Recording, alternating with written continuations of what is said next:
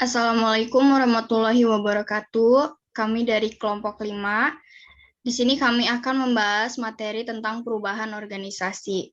Dengan beranggotakan saya sendiri, Dearin Zeliana, selanjutnya ada Gratiana Mai Teresa, lalu Isti Aska Istikori, dan yang terakhir Maulana Zulkarnain. Nah, yang pertama ada pengertian perubahan organisasi.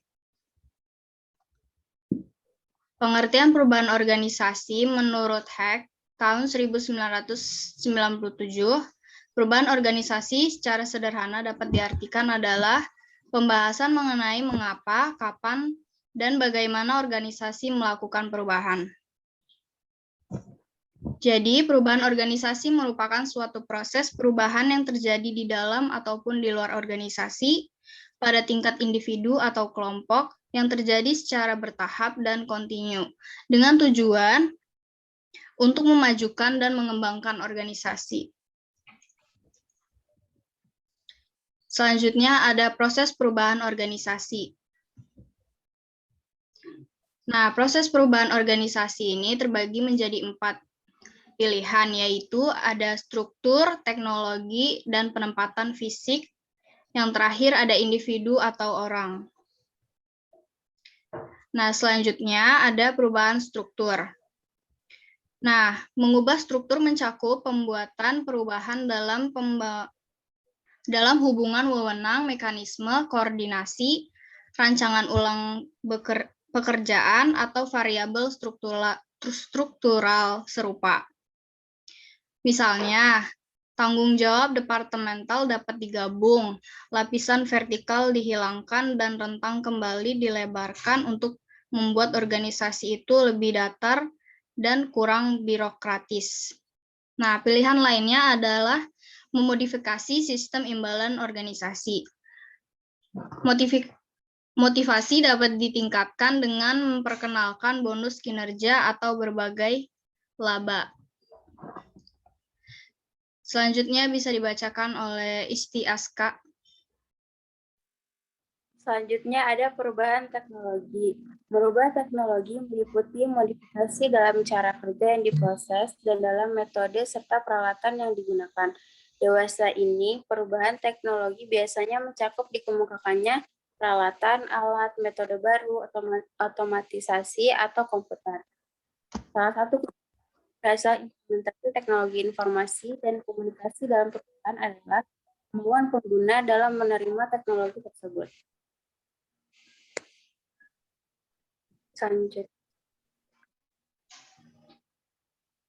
Selanjutnya ada perubahan penempatan fisik. Mengubah penempatan fisik meliputi perubahan ruangan dan pengaturan tata dalam tempat kerja. Misalnya dengan dinding dan sekat yang dihilangkan dan dengan suatu desain kantor yang terbuka, karyawan akan saling mudah berkomunikasi.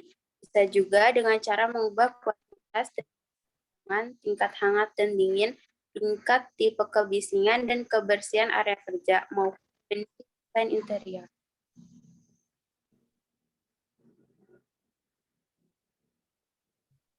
Perubahan individu atau orang. Mengubah orang mengacu pada perubahan dalam sikap, keterampilan, pengharapan, persepsi, dan atau perilaku karyawan. Perubahan individu untuk membantu individu dan kelompok dalam organisasi itu untuk bekerja sama dengan lebih efektif. Contohnya dalam suatu departemen terdapat 30 orang tenaga kerja. Kemudian karena dianggap terlalu banyak dan ruangan menjadi penuh dan sesak, sehingga dilakukan pemindahan personil ke departemen lain. Yang asal mulanya 30 menjadi 20 orang saja. Hal ini tentu saja membuat suasana menjadi sepi dan juga menjadi agak sedikit lengang.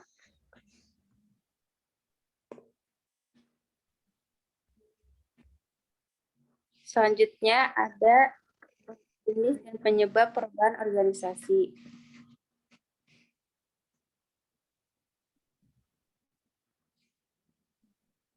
Yang pertama ada faktor internal, perubahan yang disebabkan faktor dari dalam atau faktor internal dalam suatu organisasi. Perubahan ini terjadi karena adanya konflik atau permasalahan internal seperti perubahan tujuan, perubahan jumlah personil, menurunnya semangat kerja. Yang kedua ada faktor eksternal.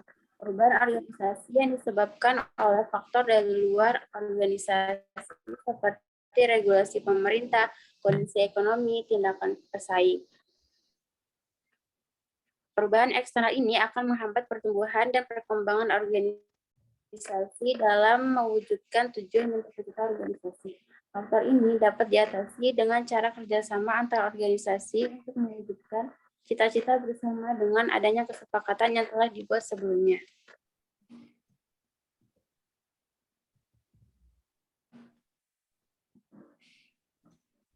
Selanjutnya akan dijelaskan oleh Zulkarnain. Jenis perubahan organisasi. Berikut beberapa jenis perubahan organisasi. Perubahan tidak terencana, unplanned change. Perubahan bersifat spontan tanpa ada arahan dari agen perubahan. Jenis-jenis perubahan yang tidak dapat diantisipasi oleh organisasi, contohnya pemogokan liar yang membuat pabrik tutup atau konflik interpersonal yang menghasilkan prosedur baru dalam hubungan antar departemen. Yang kedua, perubahan terencana, planned change. Perubahan ini dihasilkan oleh usaha-usaha yang dilakukan oleh agen perubahan. Perubahan ini merupakan respon dari adanya perbedaan antara apa yang diharapkan dan kondisi aktual. Contohnya dalam suatu organisasi yang menerapkan teknologi informasi dalam organisasinya, sehingga dapat membantu organisasi dalam mewujudkan tujuan dan cita-cita organisasi. Next.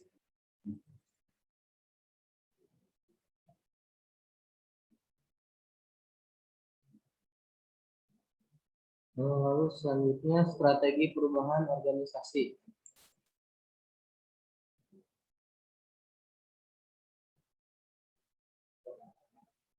Strategi perubahan organisasi. Yang pertama, force collection strategi. Perubahan ini dilakukan melalui wewenang, forma, dan atau penggunaan reward dan punishment.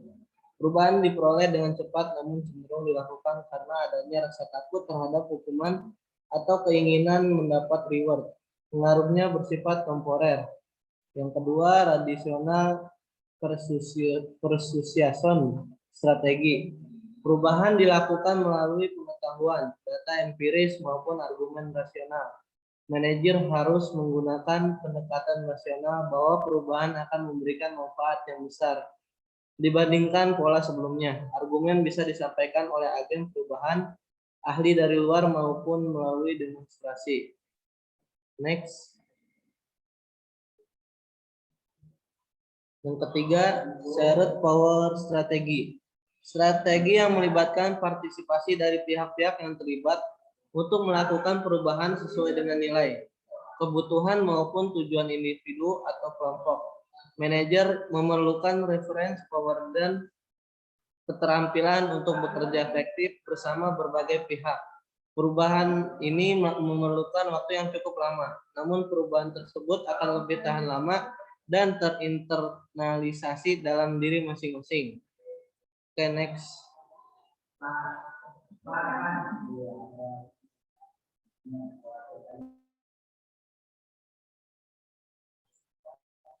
Yang kelima, perubahan organisasi konflik. Next.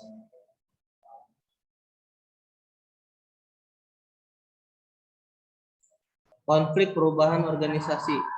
Pada hakikatnya, konflik merupakan suatu pertarungan menang kalah antara kelompok atau perorangan yang berbeda kepentingannya satu sama lain dalam organisasi. Atau dengan kata lain, konflik adalah segala macam interaksi pertentangan atau antagonistik antara dua atau lebih pihak. Pertentangan kepentingan ini berbeda dalam intensitasnya, tergantung pada sarana yang dipakai. Masing-masing ingin membela nilai-nilai yang telah mereka anggap benar dan memaksa pihak lain untuk mengakui nilai-nilai tersebut, baik secara halus maupun keras.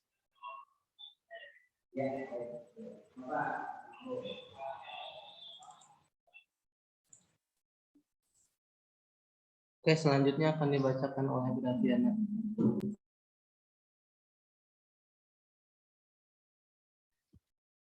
Jenis-jenis konflik. Yang pertama ada personal conflict, atau konflik peranan yang terjadi di dalam diri seseorang adalah di mana peraturan yang berlaku tidak dapat diterima oleh seseorang sehingga orang itu memilih untuk tidak melaksanakan sesuatu sesuai dengan peraturan yang berlaku. Yang kedua ada internal conflict, atau konflik antar peranan adalah di mana orang menghadapi persoalan karena dia menjabat dua atau lebih fungsi yang saling bertentangan. Misalnya saja anggota serikat pekerja yang juga pengawasan atau mandor perusahaan. Yang ketiga ada interstandard conflict atau konflik yang timbul karena seseorang harus memenuhi harapan beberapa orang.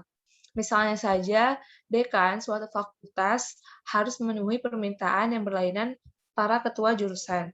Yang terakhir ada intragender conflict, atau konflik yang timbul karena disampaikannya informasi yang saling bertentangan.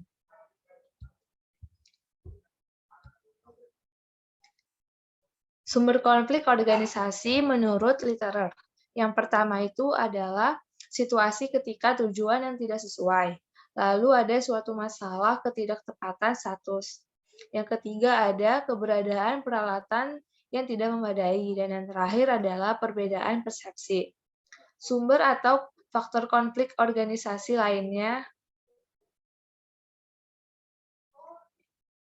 Lanjut, sumber atau faktor konflik organisasi lainnya yaitu kurangnya komunikasi, kepemimpinan yang kurang efektif, atau tidak bisa mengambil keputusan secara adil dan tepat, ketidakcocokan peran, produktivitas rendah, perubahan keseimbangan, tidak terpenuhinya kebutuhan, adanya ketegangan, saling ketergantungan, dan lain-lain.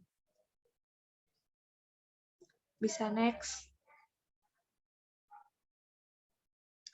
Lalu yang selanjutnya ada dampak negatif dan positif dari konflik organisasi. Pertama dari dampak positifnya yaitu organisasi menjadi lebih dinamis, lalu sebagai pengalaman berharga, pimpinan telah lebih berhati-hati dalam mengambil keputusan, melahirkan pribadi yang kreatif, kritis, dan inovatif, dan yang terakhir adalah menumbuhkan sikap toleransi.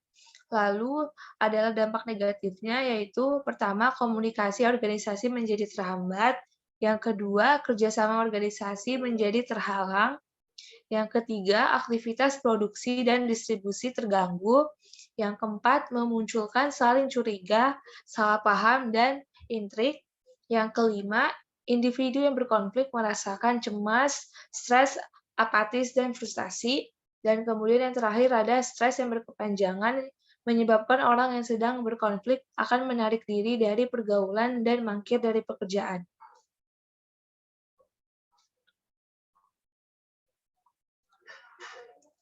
Yang berikutnya ada manajemen konflik atau usaha-usaha yang perlu dilakukan dalam rangka mencegah, menghindari terjadinya konflik, serta mengurangi resiko dan menyelesaikan konflik sehingga tidak mengganggu kinerja dari organisasi.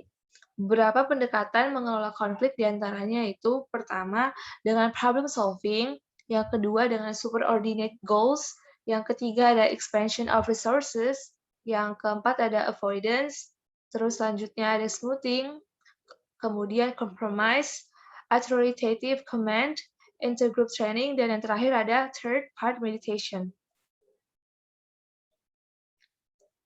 Bisa next. Oke, sekian presentasi dari kelompok kami. Bila ada kesalahan, kami mohon maaf dan terima kasih. Terima kasih.